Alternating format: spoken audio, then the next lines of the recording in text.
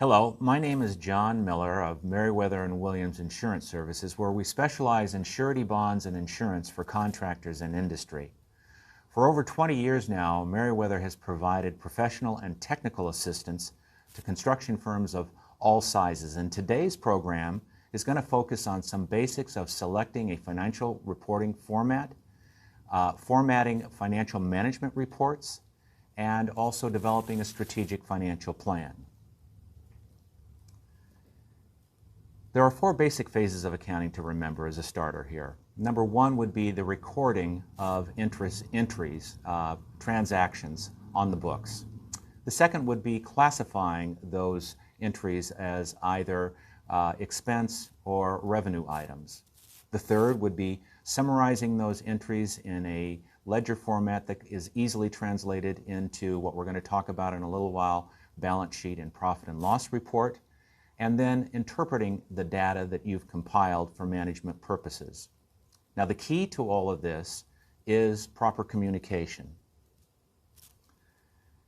Proper communication really means selecting a proper software package for setting up your financial reporting. There are a myriad of packages out there today, some better, some worse for the construction industry, but we do suggest that in selecting a software package that you engage the services of your CPA or a professional accountant or a well-experienced bookkeeper in the construction area in order to make sure that your software selection meets the criteria that is going to be most beneficial to you as a contractor.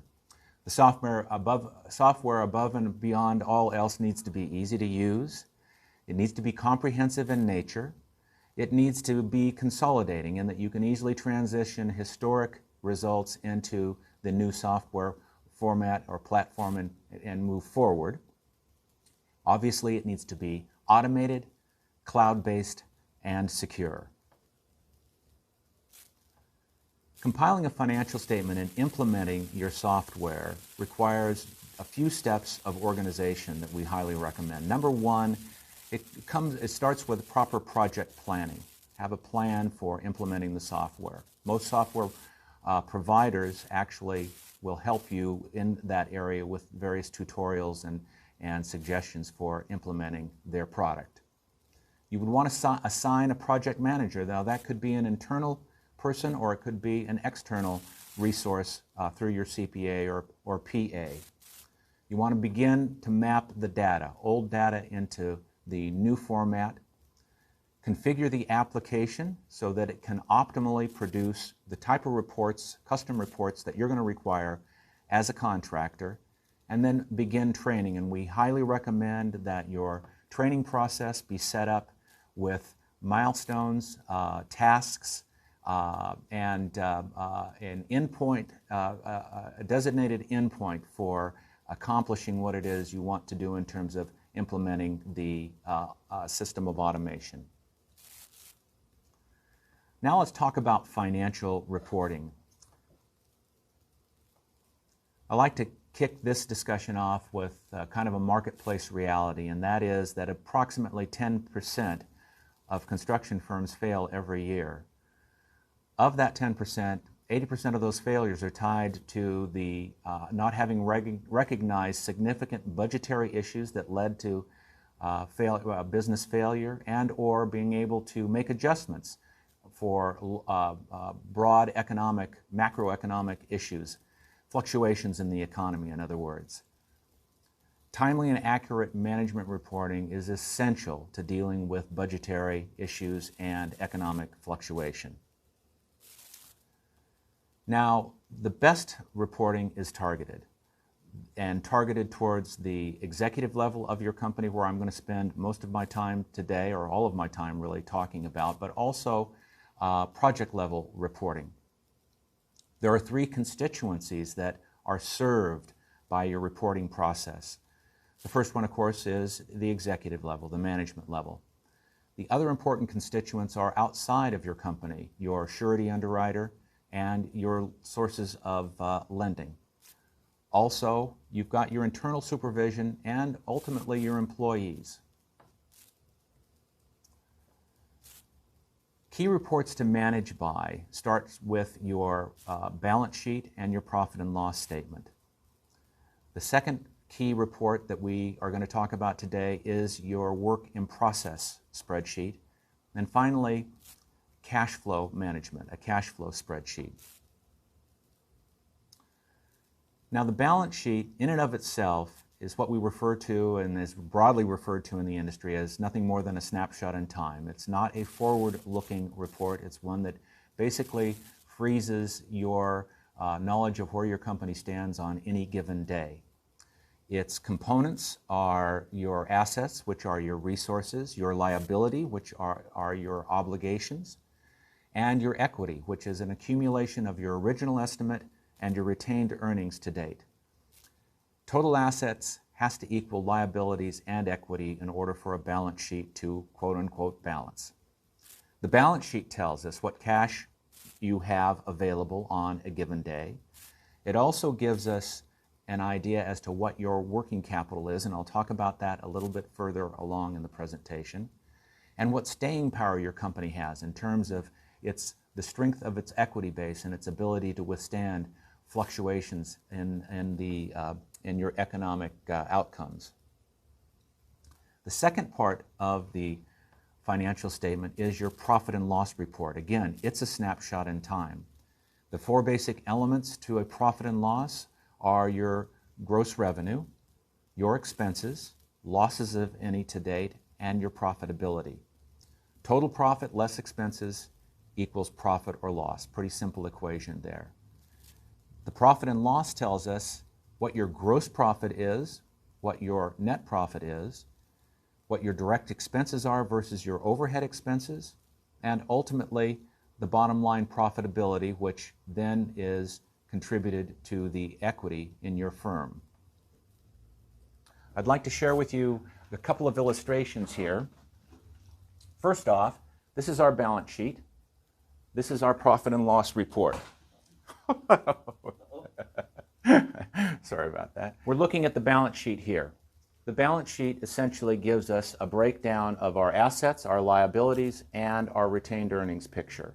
I talked about working capital a little bit earlier. Our working capital is calculated by taking current assets less current liabilities,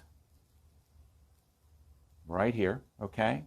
And as you can see, this company has a working capital position, current assets less current liabilities, of approximately $240,000 to $245,000, and our equity base is approximately $301,000.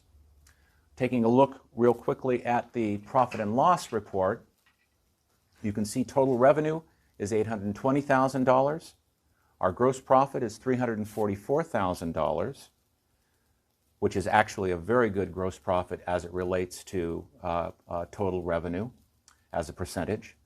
And our general and administrative expenses are broken down here to give us our net operating income or net ordinary income of $107,000. Now, I mentioned that the balance sheet is an accumulation, the equity section of the balance sheet is an accumulation of earnings. That 107 shows up right over here in the equity section of our balance sheet for our total of $301,000 of total equity. Okay.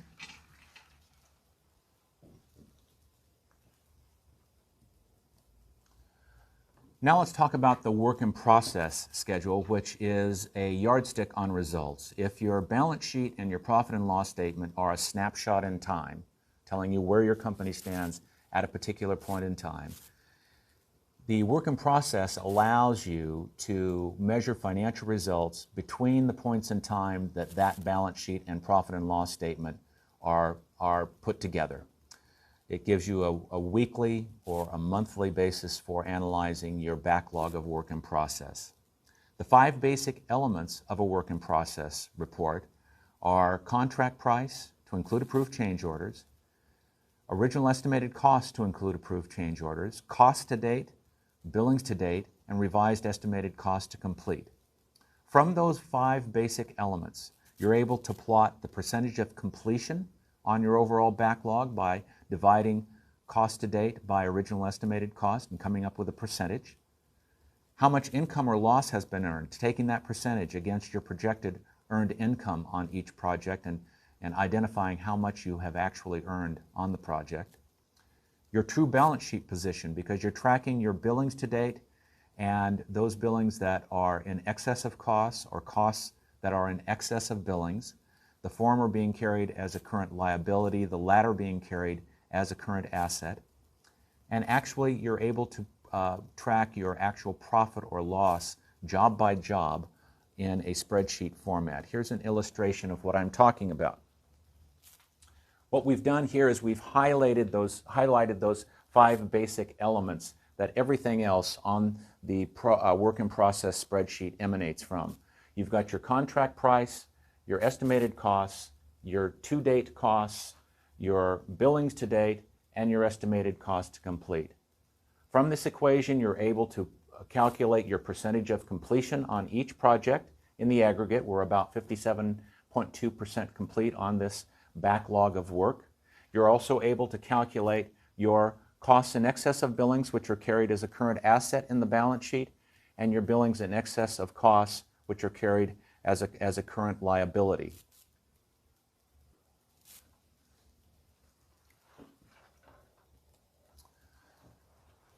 Now, if your balance sheet and profit and loss statement are a snapshot in time, and your work in process is a yardstick of measurement between balance sheet and profit and loss statements, in order to map the lifeblood of your company, which is cash flow, you really need to be able to put together a cash flow projection. The 4 basic elements of a cash flow projection are your starting cash position, your cash in, cash out, and your ending cash position. It's just that simple. Inflow less outflow equals net cash flow.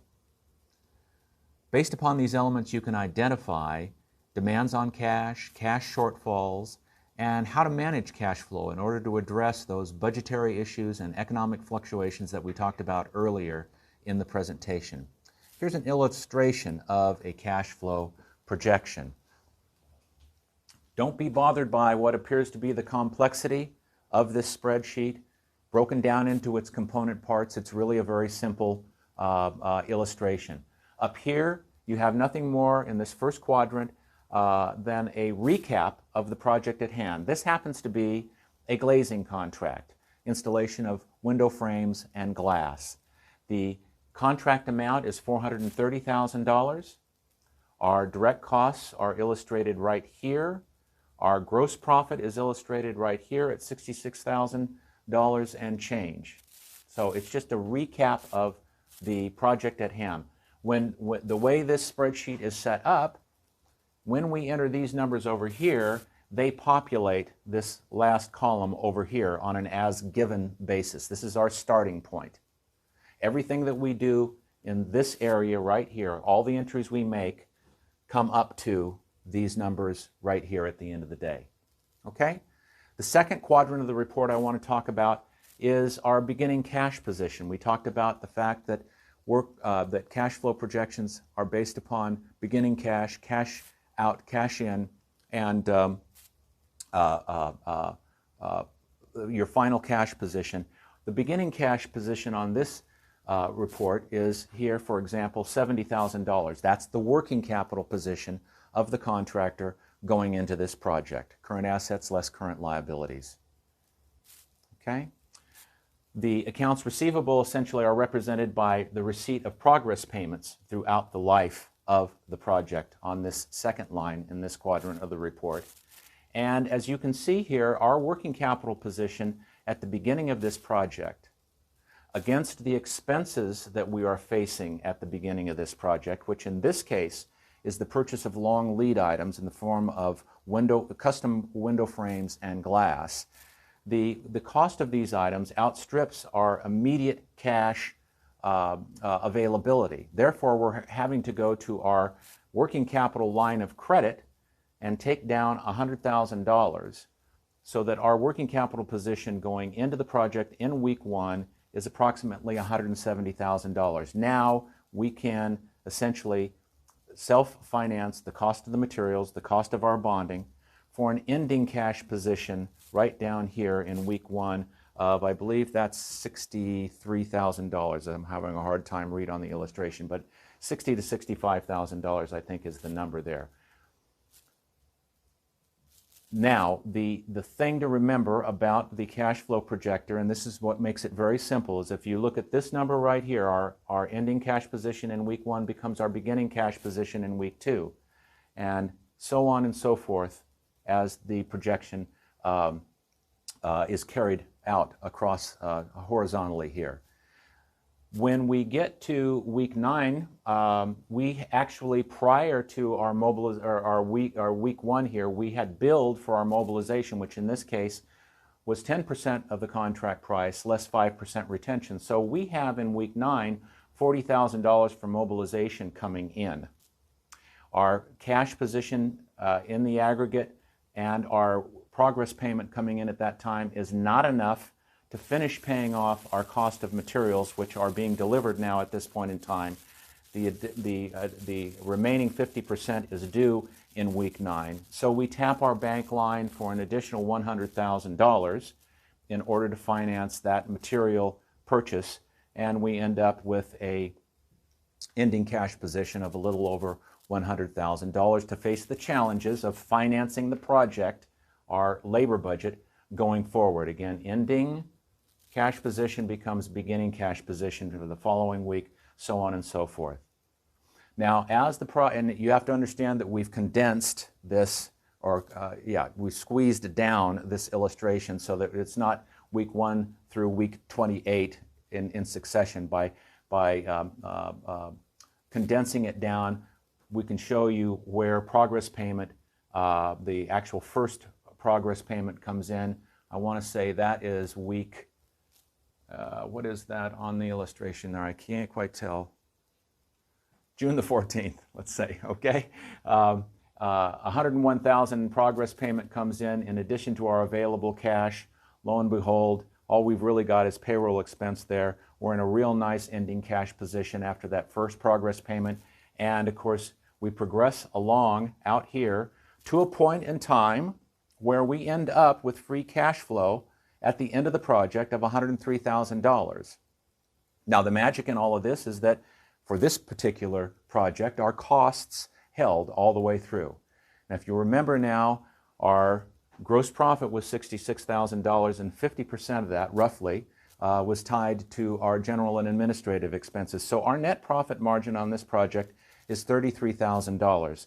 $33,000 plus the $70,000 that we began the project with gives us free cash flow at the end of the project. Remember, though, that cash flow in and of itself is not a reflection of the profitability on the project. This number could be a negative number, and our free cash flow would actually be impacted by that as well.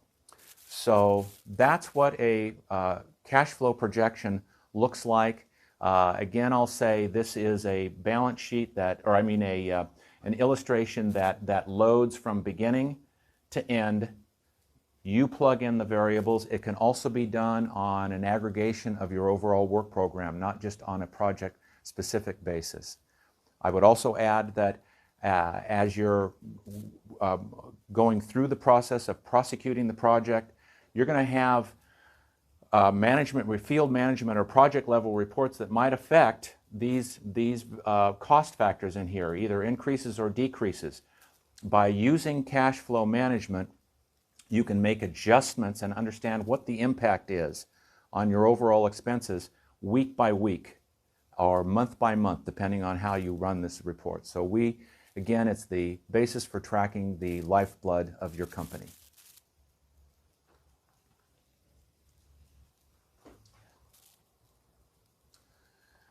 Now I'd like to talk about developing a strategic financial plan. We've got our accounting systems in place.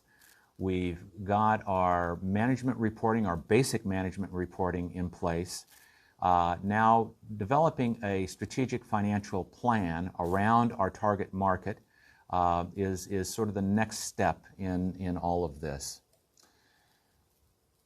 We've been looking at what has happened for all intent and purposes in our financial reporting, and now we're looking at what could happen if we were to expand our market or look for new sources of revenue, so on and so forth. So you'd want to analyze your target market. What does that consist of? Is it an expanding marketplace? Do you need to make the shift from, say, public work to private work, from residential work to commercial work? Whatever the factors might be in order to expand your target market. Based upon the good financial systems that you have in place, you should be able to forecast and monitor expense as well as revenue factors associated with the thought process on developing your strategic financial plan. Your plan needs to include a comprehensive look at things like, is there really a need to expand? Will we need more equipment in order to finance the expansion? Will we need new sources of bonding or lending capacity? Do we have adequate staff to handle the expansion? And factors such as that.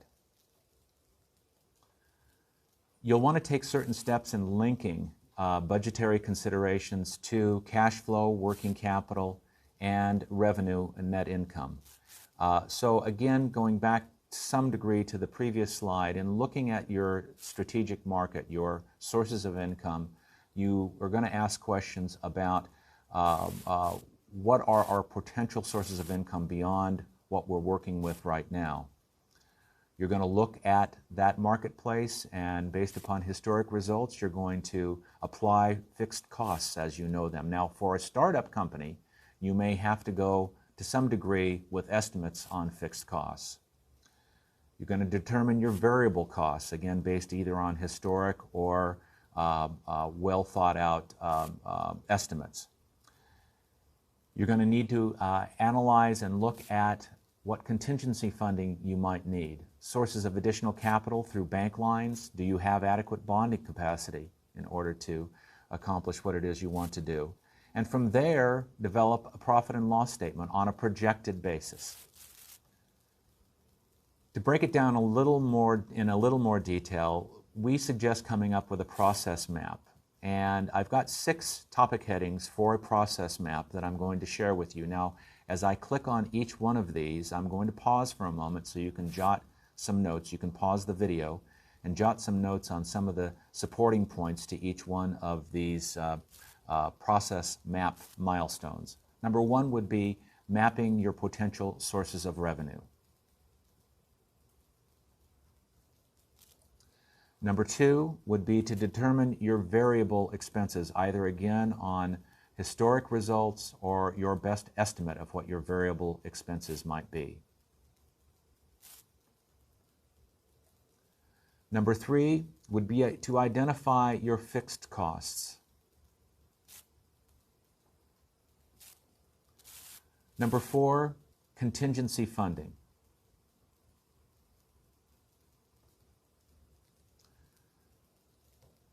Number 5, create a projection. Number 6, develop a profit and loss projection. So in summary, good accounting based upon a solid organization, the right kind of software, the right type of implementation, the right management reports are key to your ability to manage your business going forward. The better the reporting, the better equipped you'll be to meet the challenges associated with fluctuations in budget and also economic reality. Thank you very much. And for more information, you can go to our website, which is www.imwis.com. You can contact us through the website and ask questions, or you can, in the comments section of this video, post questions. One of our trained professionals will get back to you just as soon as possible. Thank you very much.